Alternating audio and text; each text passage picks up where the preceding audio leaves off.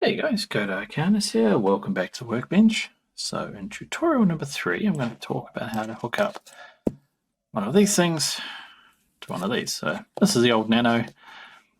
This is a flow sensor. So this is a YFB5 flow sensor.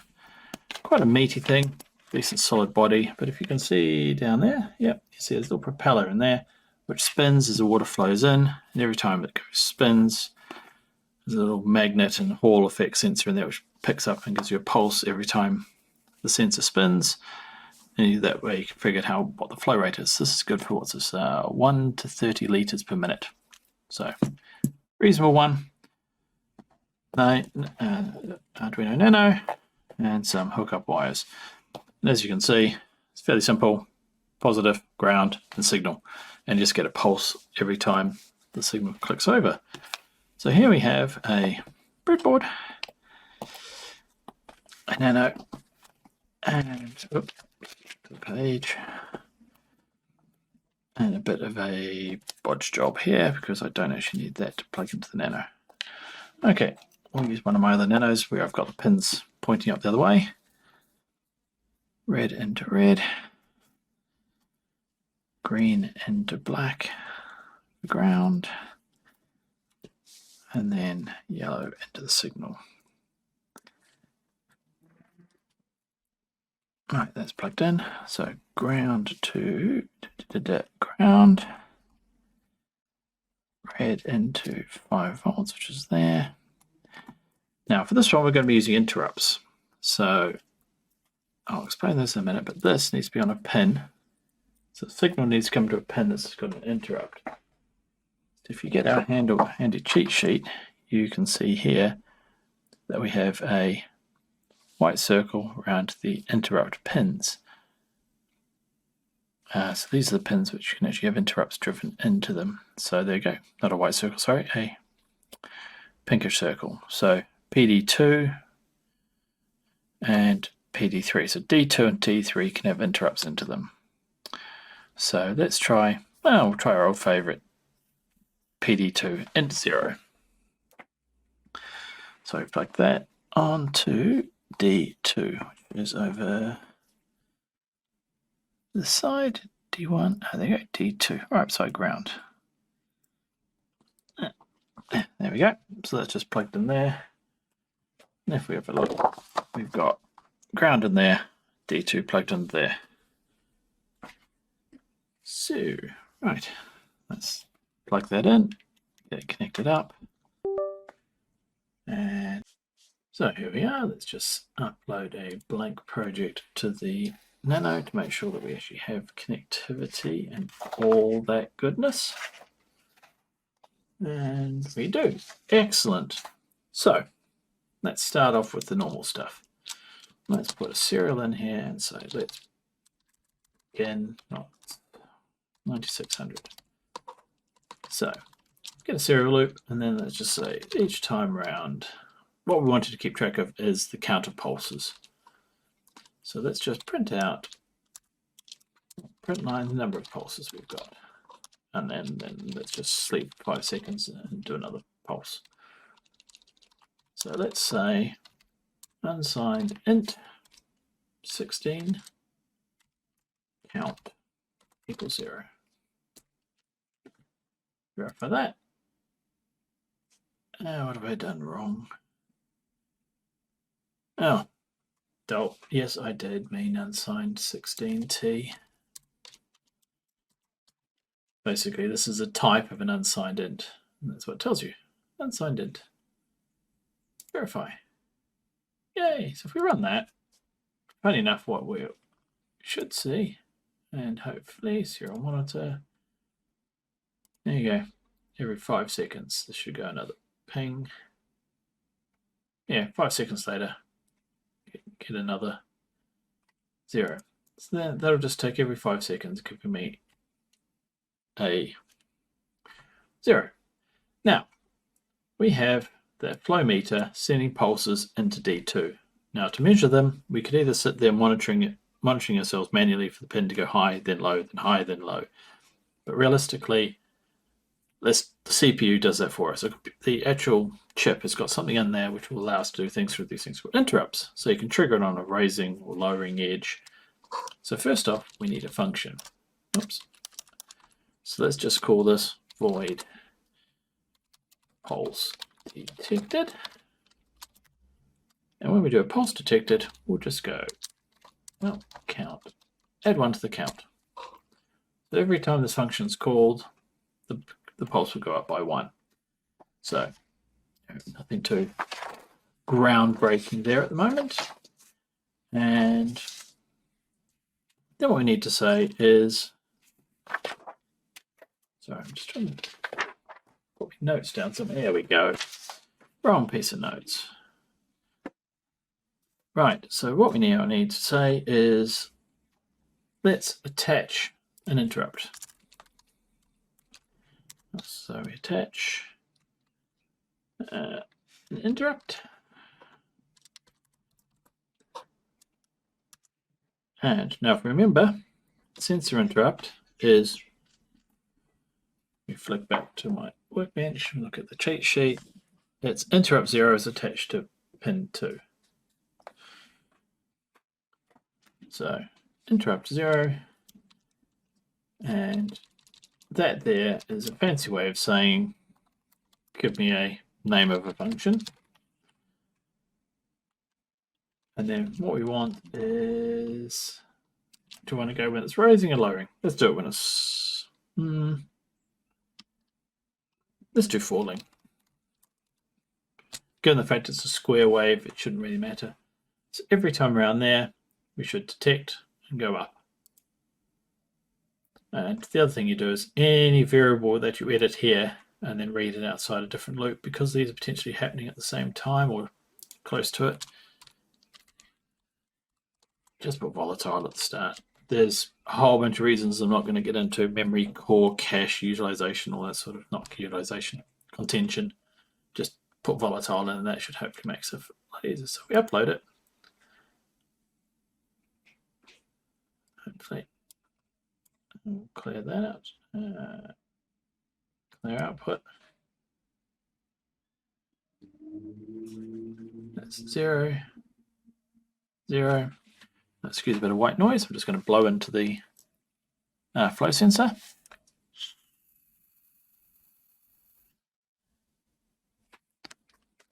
And there we go. 33 pulses were counted. And then it stays at 33 because we're not resetting it. So that's 33 pulses over a 5-second period. So yes, I wasn't blowing very hard. So that detects pulses. Not much use really at the moment, because all we're going to return to the system is how many pulses. What we're actually interested in is how long was each, how long is each count and how many pulses and what's the frequency and all that sort of jazz. So the other thing we need now is to keep track of, let's get another int. Oh, cannot spell at the moment. Uint 16 underscore t last. Now, what last is the last time we called. So let's do that. Now, where it says 5,000 here, it's probably close to 5,000 milliseconds, but there's potential for it to be slightly off. So what we now need to do is go, well, every time around the loop, we go previous count equals count. So we keep a track of the previous count. So let's just make that same as what count is. And then we set count back to 0. So this will reset the count for this period. Now the problem with that is we have the, actually, I don't think it's a huge problem. I was just about to say, we have an issue that this might be trying to edit this while we're doing this, but at most we're going to lose 1 pulse, I suspect, because this should happen pretty quickly. So yeah, let's not worry about it. You can disable interrupts and re-enable interrupts if you're doing anything complicated here, but we're not. So yeah, you've got a small chance of losing a pulse, but for the project I'm doing on and planning on, a single pulse should not be a huge amount. Now, that's well and good. But how long is the period been that we're calculating? So well, if we take now equals millis, and then we say diff equals last, now minus last. So that's how many milliseconds there are. And if you want to get more precise, I suppose you could go down to nanoseconds or something like that if you can get that accurate timing, but it's good enough. Milliseconds is good enough for us because we're talking 5,000 plus or minus 1 isn't going to make a huge difference again. I could work out the error rate, but not that worried about it. And then we set last equals now. So what we've got here is that's it. That gets us the amount of count we want to deal with, and then resets the count to 0. This sets it to now, and that there is a period. So let's just call it period. So so previous count, let's call this one previous period, so we keep a track. So that's a count over the period. Now, frequency is something over time. So if we end up with float frequency equals, well, that's previous count over previous period. And that'll give us count. I want to just do print count and then do print frequency. Oops, frequency, and then we'll just put a space dash. So now when we do this, we should get last is not defined in the scope. Last is defined. My bad. That needs to be defined before we use it. Upload previous.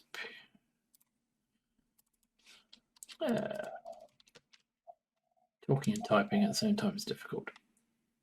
You type what you're saying rather than what you're actually reading. Okay, that's uploaded. Got a serial monitor. There we go. Bit of an anomalous one at the moment, but then after that, no frequency, no pulses, no frequency. Excuse me for a second while I blow back into it.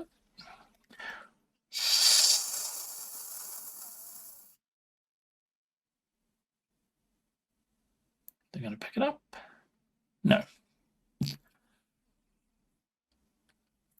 What have I done wrong here? That's plugged in, that's plugged in. I'm blowing it the right way. Let's try again.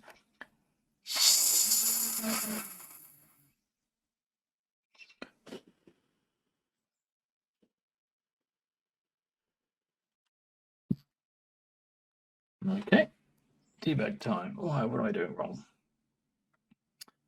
Oh, okay. I wanted previous count.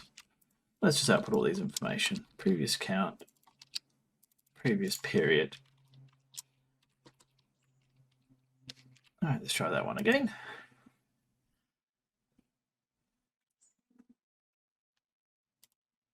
All right, let's clear it. Let's see what was happening now. So, okay, it's not too bad.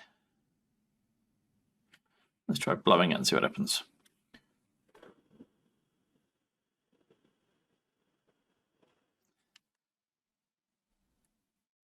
Okay, so there you go. 82 pulses. It's given me 0 frequency.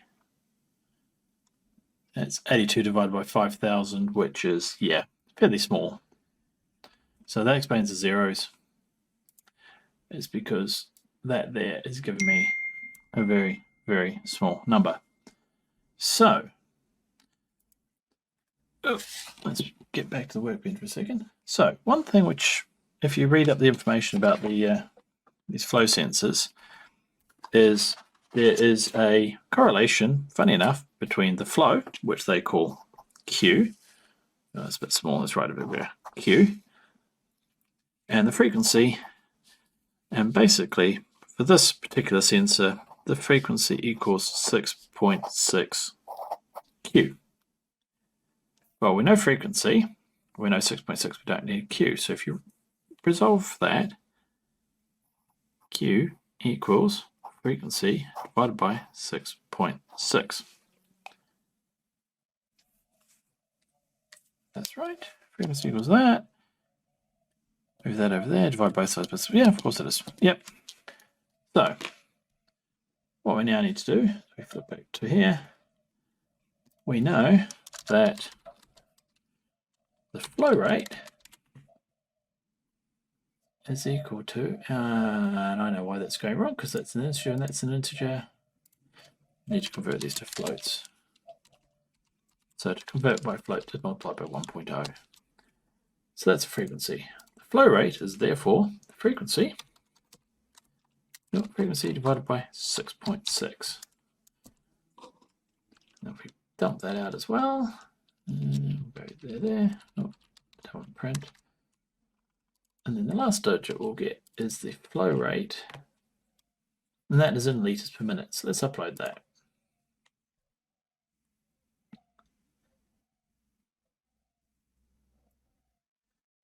Not a number, not a number. That's because that's the first one, which is fine. There we go.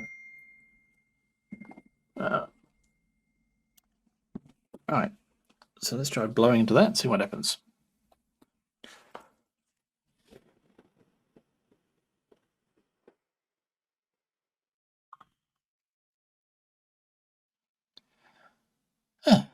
Okay.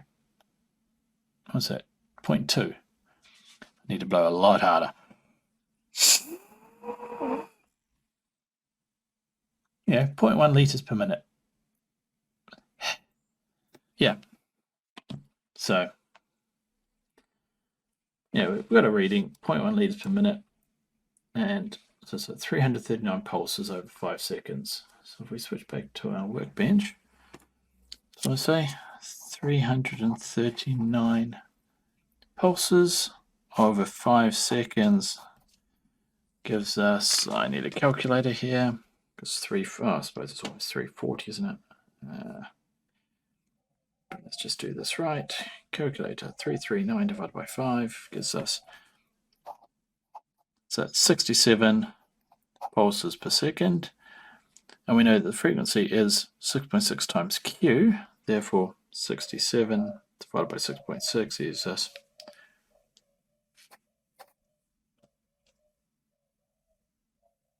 10 liters per minute. Why am I getting that wrong then?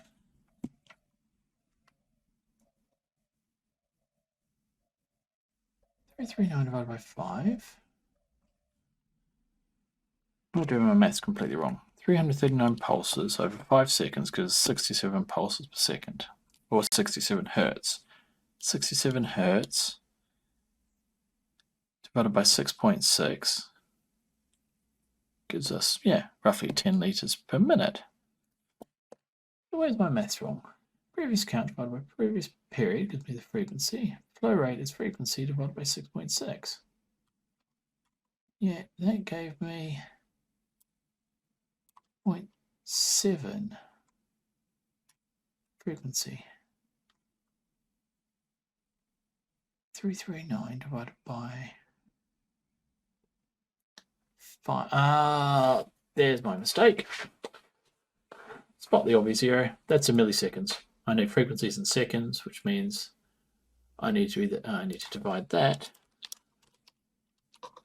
by 1000. Right, that makes more sense. I hate mixed units at times.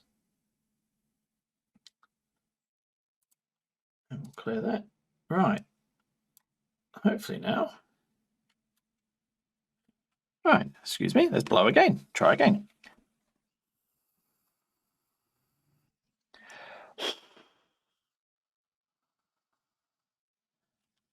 There we go. That's looking a bit better. So 162 is about half of what I was blowing, a third of what I was blowing before. So yeah, that's about right. So there you go, 88 pulses over 5001 milliseconds gives us 17.6 pulses a second, which gives us 2.6 liters per minute.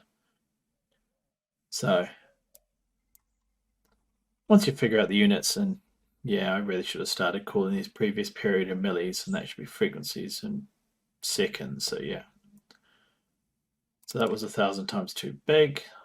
That was initially in floats, which is why the number was, sorry, integers, which is why the number was coming out 0. So yeah, so that's it, guys. And yeah, that's as easy as you need to have a pulse detector function, which every time it detects a falling edge, so it's when the, it comes along and then drops. And there's millis. So hopefully you've learned something there, and you can see how to use flow sensors. And as again, the code is simple, and this isn't even someone else's library. This is just pure listening to pulses. So hope you've learned something. Hope you found it that enjoyable. Like and subscribe, and I'll catch you next time. Bye. Hey guys, Future Code Icon is here. At the end of the video, I just realized I hadn't actually showed you what the output of this thing looks like in terms of the actual flow sensor. So I've just hooked up an oscilloscope here, and as you can see at the moment, it's sitting at 0 volts.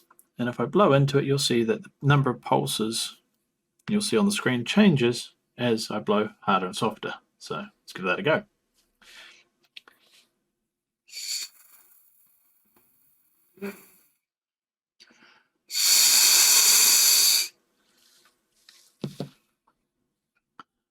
So yeah, so the faster you blow, the shorter the pulses, i.e. the higher the frequency, and vice versa. So hope you found that a bit interesting.